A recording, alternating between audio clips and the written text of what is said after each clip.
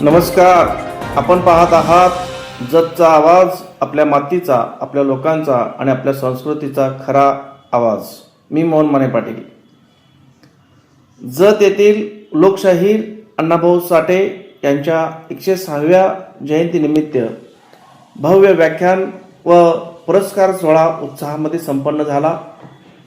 त्या कार्यक्रमाच्या अध्यक्षस्थानी महाराष्ट्र राज्याचे माजी जलसंपदा मंत्री आमदार जयंतरावजी पाटील साहेब होते.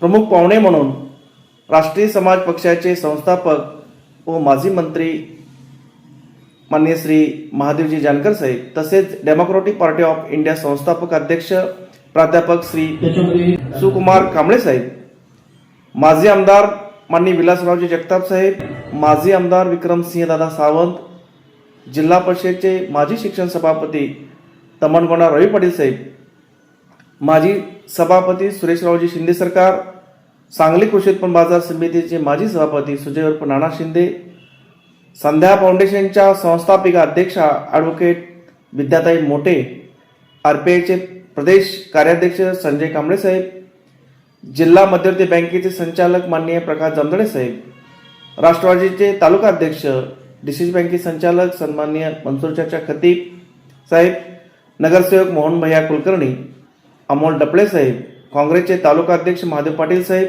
राष्ट्रवादी युवक काँग्रेसचे जिल्हा अध्यक्ष विवेक कोकरे, जतचे माजी सरपंच अतुलदादा कांबळे यांच्यासह विविध क्षेत्रातील मान्यवर उपस्थित होते.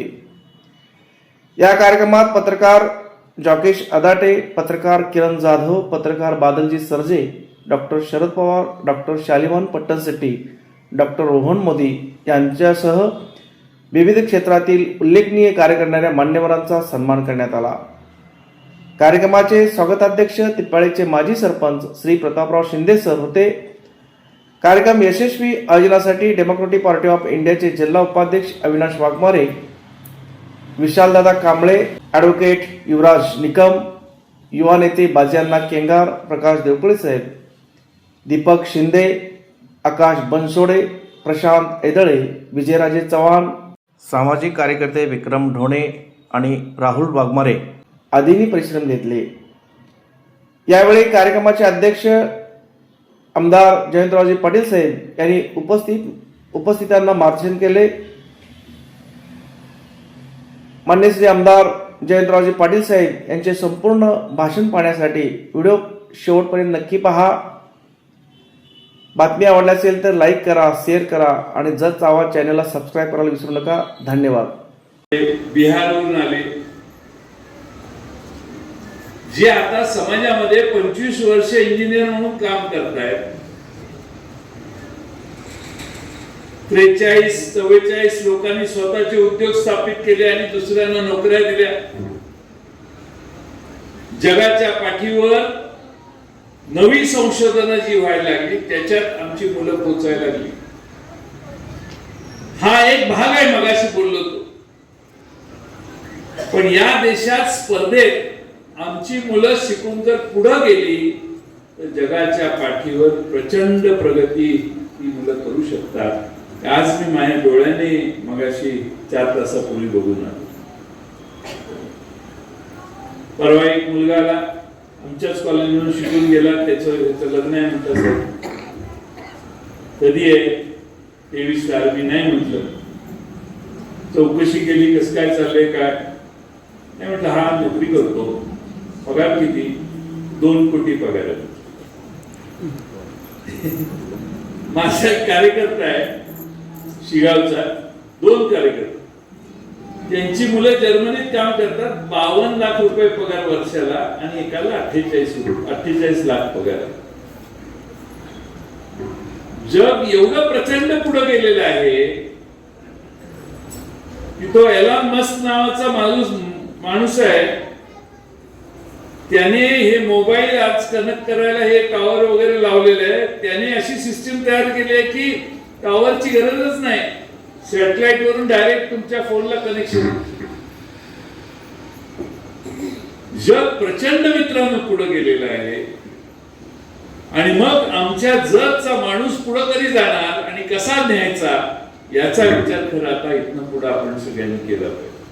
ठीक आहे, राजकारण आहे, राजकारणात काय होतं काही ठराविक लोकसंख्या आणि ठराविक प्रमुख नेते कार्यकर्ते हे पंचायत समिती, जिल्हा परिषद, आमदार, खासदार याच्यात आपण सगळे गुरफुटलेले असतो. याच्या पलीकडे जाऊन फार मोठी लोकसंख्या जत तालुक्यात आहे. या जत तालुक्याच्या मुलांना जगाच्या पाठीवर स्पर्धेला कसं पाठवायचं याचा विचार करण्याचा प्रयत्न आपण सगळ्यांनी केला पाहिजे. अण्णाभाऊ साठेंच्या सारख्या महान व्यक्तिमत्वाच्या 106व्या जयंतीच्या निमित्तानं मी आपणाला एवढीच विनंती करेन की आपली मुलं शिकवून पुढे जाऊ दे. आरक्षण बाकीचे सगळे प्रश्न आहेतच, पण हे सरकारी नोकऱ्या झाल्या. आता खाजगीकरण एवढं व्हायलंय, सरकारी कंपन्याच खाजगीत जायला लागल्या. आरक्षणाचा आणखीन चौथा म्हणजे सरकारने एखादी कंपनी काढली, ती मी विकत घेतली, मला आरक्षण देण्याचं बंधन राहणार नाही. त्यामुळे आरक्षणाचा आणखीन बट्ट्याबोळ होण्याची शक्यता आहे. म्हणून आरक्षणाच्या पेक्षा जगाच्या पाठीवर काय काय नवीन आहे हे बघून तिथपर्यंत जायचा प्रयत्न करा. मी आपल्याला सांगतो की शिक्षणाची कास धरलेली समाज, ही राजकीय पद वगैरे ठीक आहे, शिक्षणाची कास धरलेला समाज नेहमी पुढे जातो. या इथं पलीकडे बसलेल्या 20, 25, 30 मुली कंटाळून खाली मान घालून बसलेल्या असतील. कुणी 10वीत असतील, कुणी 9वीत असतील, कुणी 11वीत असतील, कुणी कॉलेजला जात असतील. पण तुम्हा प्रत्येकाच्या मध्ये एवढी ताकद आहे, जसं अण्णाभाऊंचं साहित्य 27 देशात गेलं, तसं साधं BA शिकला तरी तुमचं साहित्य देखील जगाच्या पाठीवर जाऊ शकतं. यांचा आपण जयंती का मनवतोय? डॉक्टर बाबासाहेब आंबेडकरांची का आपण जयंती आणि पुण्यतिथी करतो? बाबासाहेब आंबेडकरांनी जगातल्या सर्वोत्तम शिक्षण जाऊन घेतलं, बॅरिस्टर झाले, परत आले आणि या देशाची घटना लिहिली. डॉक्टर बाबासाहेब आंबेडकर हे नाव कधीही या देशातनं आणि जगातनं पुसलं जाणार नाही. तुम्हाला माझी विनंती आहे की तुम्ही देखील तुमचं नाव पुसलं जाणार नाही, ध्रुव ताऱ्याप्रमाणे ते राहील, याचा विचार मुलींना तुम्ही सगळ्यांनी करा. मुलगी आहे तर काही लग्नच करायचंय, आई म्हणते म्हणून लग्न करा, एवढ्यावर मर्यादित राहू नका. तुमचं नाव प्रत्येक या हॉलमध्ये जन्मलेल्या प्रत्येकाला ही अपॉर्च्युनिटी आहे, ऑप्शन आहे जगात सर्वोत्तम व्हायचं. जे विद्यार्थी दशेत आहेत त्यांना ही संधी उत्तमपणानं आहे आणि त्यासाठी आपल्या सगळ्यांनी सर्वोत्तम शिक्षण घेण्याचा प्रयत्न करा एवढी विनंती करतो. बाकीचे सगळे विषय माझ्या आधी आपण सगळे बोललेलेच आहात, त्यामुळं सुकुमार कांबळे साहेब आणि महादेव जानकर साहेब यांचं मार्गदर्शन लाभलेलं आहे. मग अशी मी एक रील बघत होतो, महादेव जानकरांच्या शर्टाचा रंग आणि आजच्या राहुल गांधींच्या शर्टाचा रंग सारखाच आहे. तुमचं दोघांचं जमलेलं दिसतं. महादेव जानकरांना मी म्हणत होतो, सोलापूरला माड्यातनं लोकसभेला उभा राहा. त्यांच्याबरोबर काम करण्याची आमची फार वर्षाची इच्छा आहे आणि त्यांनी मला ऑफर नाही कधी दिली. विक्रमदादा माझ्या मुलालाच ऑफर दिली आहे की तू माझ्या पक्षात ये म्हणून.